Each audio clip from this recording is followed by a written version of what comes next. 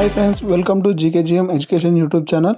So ఈ వీడియోలో ఈవీఎస్కి సంబంధించినటువంటి థర్డ్ క్లాస్ నుంచి వెళ్ళి సెవెంత్ క్లాస్ వరకు ఇంపార్టెంట్ బిట్స్ పార్ట్ 3 గురించి చూద్దాం. ఇవి టెట్ పేపర్ 1 అదేవిధంగా ఎస్జిటి ఎగ్జామ్స్ రాసేటటువంటి వారికి చాలా అనుకూలంగా ఉండేటటువంటి క్వశ్చన్స్. ఈ క్వశ్చన్స్ నుంచి దాదాపు ఎక్కువ క్వశ్చన్స్ అయితే రావడం జరుగుతుంది, రిపీట్ కూడా అవుతున్నాయి. కాబట్టి తప్పకుండా ఈ యొక్క వీడియోని పూర్తిగా చూసి ఆ యొక్క వివరాలను అదేవిధంగా ఈ క్వశ్చన్ ఆన్సర్స్ని కూడా నేర్చుకుంటారని చెప్పేసి ఈ వీడియో అయితే తీయడం జరిగింది. ఇది పేపర్ 1 అదేవిధంగా పేపర్ 2 వాళ్ళకు కూడా యూజ్ అవుతుంది. సో మరి లేట్ చేయకుండా వీడియోలోకి వెళ్ళినట్లయితే ఫస్ట్ వన్ వచ్చేసి అండాశయంలోని అండాలు ఏ విధంగా మారుతాయి అంటే విత్తనంగా మారడం అయితే జరుగుతుంది. నెక్స్ట్ ఉసిరికాయలో ఉండేటటువంటి ఆమ్లం వచ్చేసి ఆస్కార్బిక్ ఆమ్లం. ఇది ఉసిరికాయలో ఆస్కార్బిక్ ఆమ్లం అనేది ఉంటుంది. నెక్స్ట్ నీటి శుద్ధి కేంద్రంలో ఏ ప్రక్రియ ముగిసిన తర్వాత నీరుని క్లోరినేషన్ తొట్టిలోకి పంపిస్తారు అంటే వడపోత తర్వాత, నీటిని వడపోసిన తర్వాత క్లోరినేషన్ తొట్టిలోనికి అయితే పంపించడం అయితే జరుగుతుంది. నెక్స్ట్ నాణ్యమైన పట్టు తయారు చేయడానికి దేని నుండి పట్టు దారాన్ని తీస్తారు అంటే కకూన్ నుంచి వెళ్ళి. ఈ కకూన్ నుంచి వెళ్ళి వచ్చేటటువంటి పట్టు నాణ్యమైన పట్టుగా చెప్పుకోవచ్చు. నెక్స్ట్ ఒక దండాయస్కాంతం కలిగి ఉండు ధ్రువాల సంఖ్య 2, ఒకటి ఉత్తర ధ్రువం, దక్షిణ ధ్రువం.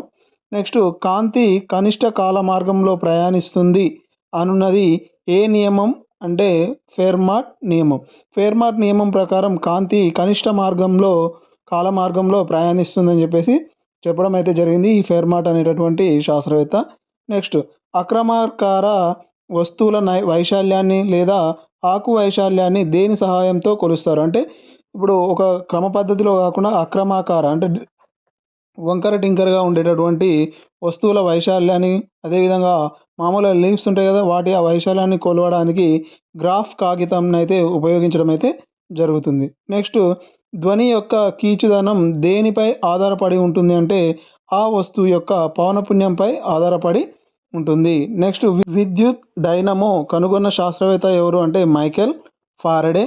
నెక్స్ట్ మనం చదివే సమయంలో కంటికి పుస్తకానికి మధ్య కనీస దూరం 30 సెంటీమీటర్స్ అయితే ఉండాలి. 30 సెంటీమీటర్స్ దూరంలో పెట్టుకొని మనము ఆ పుస్తకాన్ని అయితే చదవాల్సి ఉంటుంది. నెక్స్ట్ రంగుల మిశ్రమం నుండి రంగులను వేరు చేయు పద్ధతిని క్రోమటోగ్రఫీ అంటారు. అంటే ఒక రంగుల మిశ్రమం నుంచి వెళ్ళి మనము రంగులని వేరు చేయు పద్ధతిని క్రోమటోగ్రఫీ అంటారు.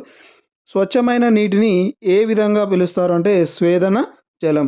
స్వేదన జలాన్ని స్వచ్ఛమైన నీరు అని చెప్పేసి అంటాము. నెక్స్ట్ పట్టుకాయ నుంచి పట్టు దారాన్ని తీయడాన్ని ఏమంటారు అంటే రీలింగ్. ఈ రీలింగ్ అనే పద్ధతిలో పట్టుకాయ నుంచి వెళ్ళి పట్టు దారాన్ని తీయడం అయితే జరుగుతుంది. నెక్స్ట్ లోహాలను సన్నని తీగలుగా మార్చగలిగే ధర్మం తాంతవత. సో ఈ తాంతవత అనే పద్ధతిలో ఈ యొక్క లోహాలను తీగలుగా మార్చడం అయితే జరుగుతుంది. నెక్స్ట్ పట్టు పరిశ్రమలో స్కోరింగ్ అంటే కడగడం. ఈ యొక్క కడగడాన్ని స్కోరింగ్ అని చెప్పేసి అంటాము. నెక్స్ట్ మన రాష్ట్రంలో నైరుతి ఋతుపవనాల కాలం వచ్చేసి జూన్ నుంచి సెప్టెంబర్ వరకు. ఈ కాలంలో నైరుతి ఋతుపవనాలు అయితే వచ్చి మనకు వర్షాన్ని అందించడం అయితే జరుగుతుంది. నెక్స్ట్ ద్రవ బంగారం అని దేనిని అంటారు అంటే పెట్రోలియంను ద్రవ బంగారం అంటారు. చంద్రకళలు అనగా అంటే ఆకాశంలో చంద్రుని యొక్క ఆకారంలో కలిగేటటువంటి మార్పులను చంద్రకళలు అంటారు. అంటే మనము పౌర్ణమి నుంచి అమావాస్య నుంచి వెళ్ళి పౌర్ణమికి మారేటటువంటి ఒక్కో రోజు ఒక్కో షేప్లో కనిపిస్తుంది కదా, వాటిని చంద్రకళలు అని చెప్పేసి అంటారు. నెక్స్ట్ ప్రస్తుతం మన భౌగోళిక విస్తీర్ణంలో అడవుల శాతం ఎంత అంటే 19.3% మాత్రమే మన భౌగోళిక విస్తీర్ణంలో అడవుల శాతం అయితే ఉంది. నెక్స్ట్ వనపర్తి సంస్థానాన్ని 1510 నుంచి 1948 మధ్య 15 తరాల రాజులు అయితే పాలించడం అయితే జరిగింది. ఈ సంస్థానంను 17 మంది రాజులు 6 రాణులైతే పరిపాలించారు. నెక్స్ట్ శివాజీ కాలానికి చెందిన భక్తి ఉద్యమకారుడు ఎవరు అంటే తుకారం. ఈ తుకారం అనేటటువంటి అతను శివాజీ కాలానికి చెందినటువంటి భక్తి ఉద్యమకారుడు. నెక్స్ట్ 1887లో తిరుగుబాటు ఏ రోజున మరియు ఎక్కడ ప్రారంభమైందంటే 1857 మే 10న మీరట్లో ప్రారంభమైంది. నెక్స్ట్ లు అనే పవనాలు ఏ కాలంలో ఏర్పడతాయి అంటే వేసవి కాలంలో ఏర్పడతాయి. ఓకే. ఈ వేసవి కాలంలో వచ్చేటటువంటి పవనాలను లు పవనాలు అని చెప్పేసి అంటాము. నెక్స్ట్ 7 ద్వీపాలు గల ప్రాచీన ప్రపంచ పటంలో మధ్య భాగంలో ఏ పర్వతం ఉంటుంది అంటే మేరు పర్వతం అయితే ఉంటుంది. ఈ యొక్క మేరు పర్వతం 7 ద్వీపాల మధ్యలో ఉంటుంది. నెక్స్ట్ ఖండాలలో అతిపెద్ద ఖండం వచ్చేసి ఆసియా ఖండం. ఇది అన్ని ఖండాలలోకెల్లా అతి పెద్దదైనది. నెక్స్ట్ సామ్యవాద వాదం అంటే ఏంటి అంటే ఎటువంటి వివక్షత లేకుండా అందరూ అన్ని సౌకర్యాలు సమానంగా పొందడాన్నే సామ్యవాద అంటారు. సో ఈ సామ్యవాదం అంటే ఎవరికీ ఎటువంటి సౌకర్యాలు వివక్షత కలిగించకుండా అందరికీ సమానంగా పొందడం. నెక్స్ట్ వాతావరణం శీతోష్ణ స్థితులను తెలుపు పటాలు క్లైమోగ్రాఫ్లు. ఈ క్లైమోగ్రాఫ్లతోటి వాతావరణ శీతోష్ణ స్థితులను తెలుసుకుంటారు. నెక్స్ట్ తమిళనాడులోని కోరమండల్ తీరానికి వర్షాన్ని ఇచ్చే పవనాలు ఈశాన్య ఋతుపవనాలు. వీటి వల్ల తమిళనాడులోని కోరమండల్ తీరానికి వర్షాన్ని అయితే ఇస్తాయి. హైదరాబాద్ రాజ్యంలో ప్రజలు మాట్లాడే భాష వచ్చేసి తెలుగు, కన్నడం, మరాఠీ. సమ్మక్క సారక్క జాతరలో భక్తులు దేనిని బంగారంగా భావిస్తారంటే బెల్లంను బంగారంగా భావించి ఆ దేవతకైతే ఎక్కించడం అయితే జరుగుతుంది. అంటే నైవేద్యంగా బెల్లంను పెడతారు. దీన్ని బంగారం అని చెప్పేసి పిలుస్తారు. ప్రాచీన చరిత్ర అంటే ఆధునిక మానవుడు ఆది మానవుడి నుండి ఎలా పరిణామం చెందాడో తెలుపునదే ప్రాచీన చరిత్ర.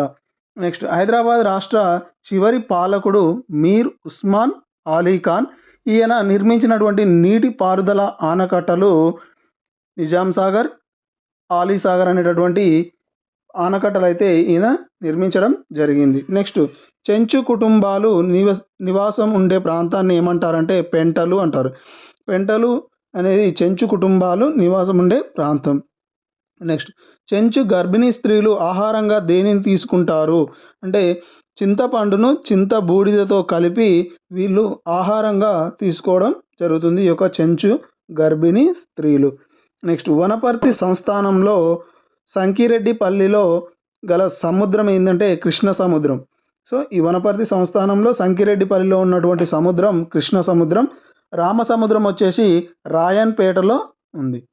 నెక్స్ట్ పర్వత శ్రేణులు అవి ఉన్న ప్రదేశాలు కనుక చూసుకున్నట్టయితే ఆండీస్ పర్వతాలు దక్షిణ అమెరికాలో ఉన్నాయి. ఆల్ప్స్ పర్వతాలు వచ్చేసి ఐరోపాలో ఉన్నాయి. హిమాలయాలు వచ్చేసి ఇండియాలో ఉండడం అయితే జరిగింది.